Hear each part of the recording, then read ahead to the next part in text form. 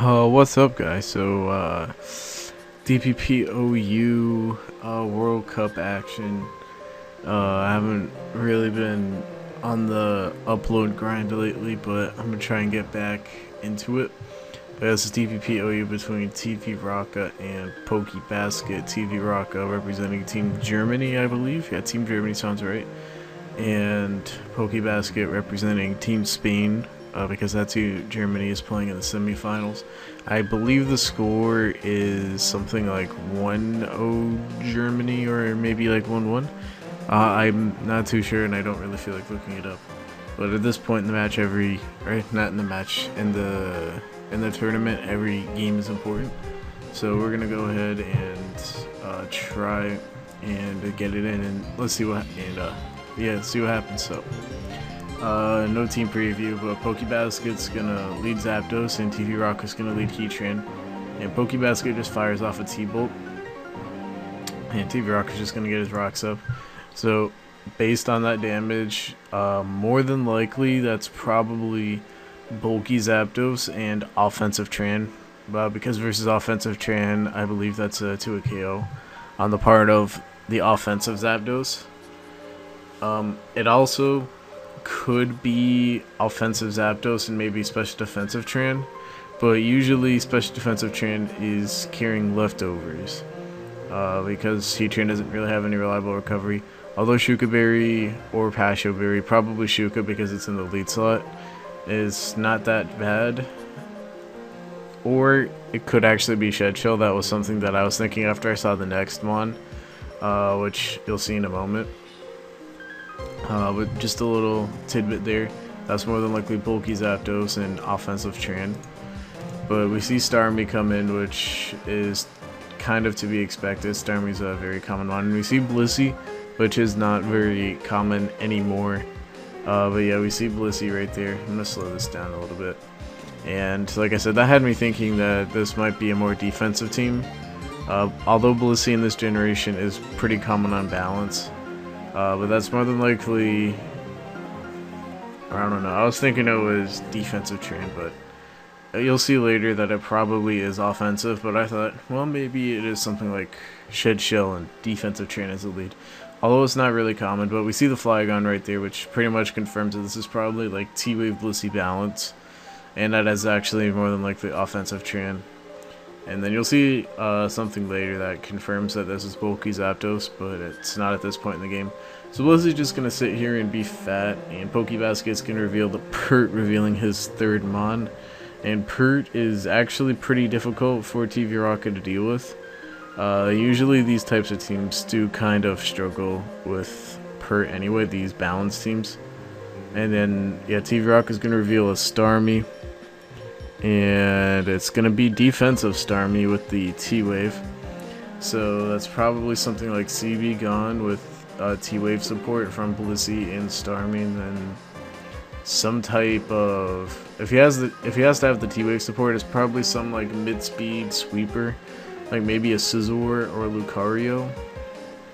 Or even something like a Jirachi in one of the last two slots right there.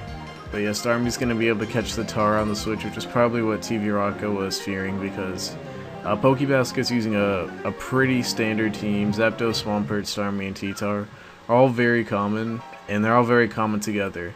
And TV-Rocka is unfortunately going to miss the Hydro Pump, and that may or may not matter. We'll see as the game progresses. So Starmie did miss the Hydro. There was lefties there, so the Hydro Pump couldn't absolutely KO without a crit, but that's not really what matters, because now Flygon has to lock itself into Outrage, or it technically would have locked itself into EQ, but then that would have just given Zapdos a free switch because EQ didn't OHKO. More than likely, it could be like mild Tar, but more than likely it wouldn't have OHKO'd. So he locked himself into Outrage, and he couldn't go for like U-turn or something, whereas if that Hydro Pump hit, that would have just been a free U-turn for Flygon, and TV-Rocka would have gotten some momentum back. But not only that, now the Flygon stays in because it gets a 3-turn Outrage, and then Starmie's going to be able to take it out. which is unfortunate for TV-Rocka because without Banded Flygon, Pokebasket's defensive core becomes very difficult to break for TV-Rocka. So Blissey's going to come in on Storm, pretty obvious, and it's not Rock's Blissey, it's Rock's Tran like we saw earlier.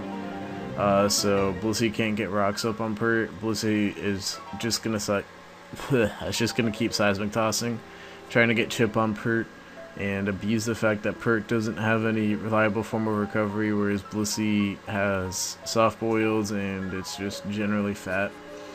So TV-Rocka is going to keep doing this, and I think Pokebasket sees the plan right there, and especially with the Blissey so low, that's actually more beneficial for him just to go ahead and roar the Blissey out and try and get some of TV-Rocka's last mons. So we see the Jirachi right there, no item, which could mean a variety of things, but we see the U-turn, and U-turn with no item almost confirms that it's Scarfrachi, which looking at TV-Rocka's type of team, Scarfrachi does make the most sense out of the Jirachi sets. Although I guess, I don't know, something like maybe Superachi could also work, or maybe even Wish CM or Sub CM. I rarely see Sub CM nowadays, but that's just me.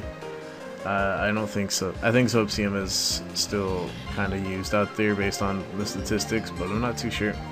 So Pert's gonna roar again on the Blissey, just trying to phase it out so Pert doesn't have to take that seismic toss chip from Blissey, and then it gets Rachi again. Rachi's just gonna U-turn, and that's a free EQ for Pert. So if Blissey wants to come in, it has to take that EQ, and then Pert can just roar again, and this is all good for Pert because it's sitting there gaining lefties, and there's a chance that with no cost to Pokebasket, TV-Rocka's last is going to get revealed, which is D-Knight. Not quite what I was, well, I don't know. I really wouldn't say that because I was only predicting one of the mons, and then he had another steal there in the form of Heatran, so D-Knight does make sense. It really wasn't what I was predicting, but it does make sense to have a D-Knight there. It can definitely abuse the paraspread from Blissey and Starmie, especially because we don't see an item there and we see Dragon Claw, which makes me kind of think that it's banded, and especially because I think that's physically or it might be physically defensive Zapdos. I don't know what the calc is, but that's, if I were Pokebasket, I would be thinking that that's banded, and I don't believe there's any life orb recoil, so that's more than likely banded Knight. Zapdos at this point might be death fodder. It depends if Heatran can get the rocks back up. And we see Pokebasket reveal a D-Knight of his own. And then Heatran is just going to boom. So the D-Knight's not going to do anything. But that's good for Pokebasket anyway, because D-Knight really wasn't one of his win cons anyway. I felt like Jirachi and Starmie and maybe a little bit of Pert were his win cons at that point.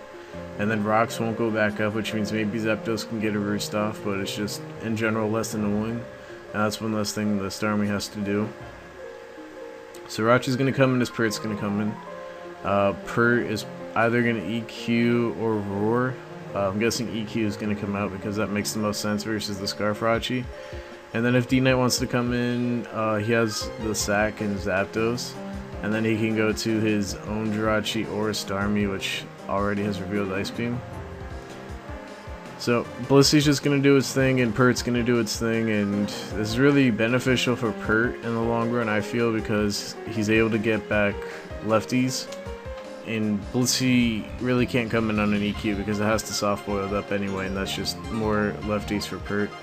Or at least at minimum, it's keeping Pert where it's at in its health. It's not losing health in the grand scheme. If it is losing health, it's only losing minimal health, because in order for TV-Rocka to not just outright lose to Starmie, or potentially Jirachi, because we don't know what the Jirachi set is, but in order for him just to not outright lose, he needs to keep Blissey healthy, which means that Pert can just sit here and roar, EQ, do all that stuff, and then just sit here and survive and gain lefties recovery.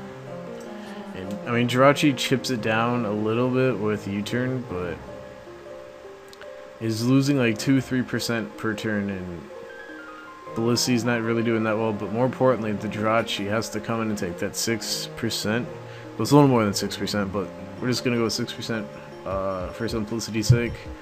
And then there's a potential that Dragonite could come in, which means that Dragonite's going to take the hazard damage. And Dragonite's definitely not going to enjoy eating up those rocks plus sand. And then Pokebasket is just going to use his Zapdos sack now as Dragonite locks itself into E-Speed. And that should be Jirachi switching right about now, because that's, like I said, that's more than likely Bandonite. And yeah, Jirachi's gonna come in. E-Speed does a pretty sizable chunk, so yeah, that's probably Bandonite. And we see Icy Wind right there. So the Jirachi does have an Ice move, but Icy Wind really isn't common on CM sets. Icy Wind is usually on like the E-Belt like rock set, or like, I don't know, Jirachi has a lot of sets, but usually it doesn't run Icy Wind on a CM one. So that means it's probably some type of mix Rachi, because we saw rocks on Pert. So it's probably like 4 attacks Jirachi with like HP Ground, Iron Head. We saw Icy Wind, maybe Psychic, maybe T-Bolt, maybe Grass Knot.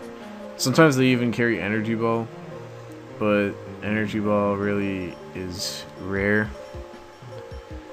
Especially since this is DPP and not Black and White, and Rotomosh is still a Ghost type. But it's not unheard of. I've seen Energy Ball, although it doesn't make any sense. But regardless, the Bliss is going to be able to get in a position where Pert's going to be able to go down. But the Blissey is pretty low from what I can see. Yeah, when it comes in, it'll be just a little over half health. So Jirachi's going to come in on opposing Jirachi Iron Head. Fire Punch does not do the job. Versus the Pokebasket Rachi, he either needed a crit, a really high roll, or burn, and gets none of the above, as the Rachi does have hidden power. And now the Blissey has to hope it can survive Iron Head flinches, and maybe get a soft boiled up and try and get something going there. But unfortunately it's not going to happen. The flinch does happen, and the Pokebasket Rachi is going to be able to clean things up and be able to beat TV-Rocka. That game could have gone either way. It was actually pretty close, because if TV-Rocka didn't get flinched to death, like if he got free twice, so if he got free once in that time to get the soft boiled up, and then that takes him to 25 plus 50, 75 minus... Yeah, so that gives him 2 opportunities to get a soft boiled up. And then the Starmie was leftovers, if I remember correctly. Let me see. I can check. Yeah, the Starmie was leftovers. And that Blissey looks fairly special defensive, so that means that maybe Starmie Hydro wouldn't have killed, if it even has Hydro. If it has Ice Beam though, so it probably does have Hydro, but I don't know. TV-Rocka still had a pretty good chance, and then the Flygon business was pretty lame, because, well, the Starmie missing Hydro I think mattered a pretty decent amount, because it basically led to him losing Flygon in a situation where I don't think he had to lose Flygon. And Flygon did a pretty nice chunklet of work versus the Pokebasket team, especially towards that endgame, where he probably has more speed than the Rachi, although they could in theory speed tie.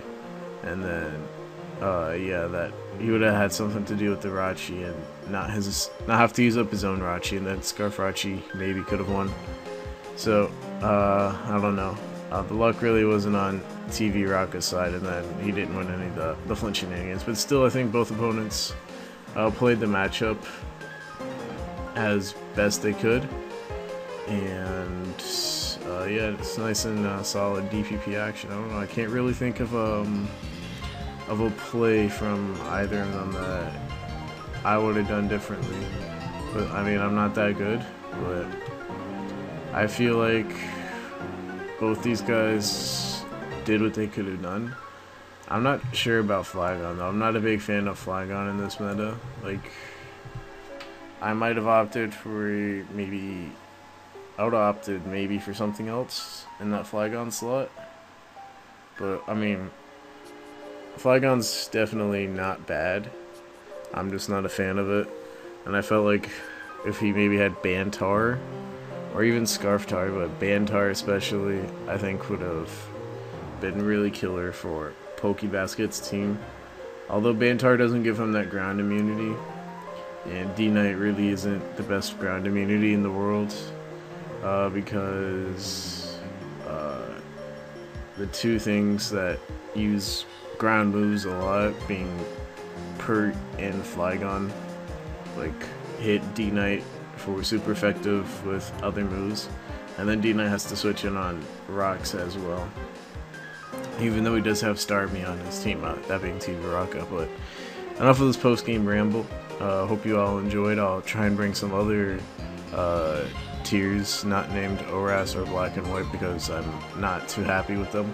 If RBY pops up, I'm definitely gonna bring that to you guys because I've actually really liked RBY lately. Like, RBY is pretty cash, but yeah, hope you all enjoy, and peace.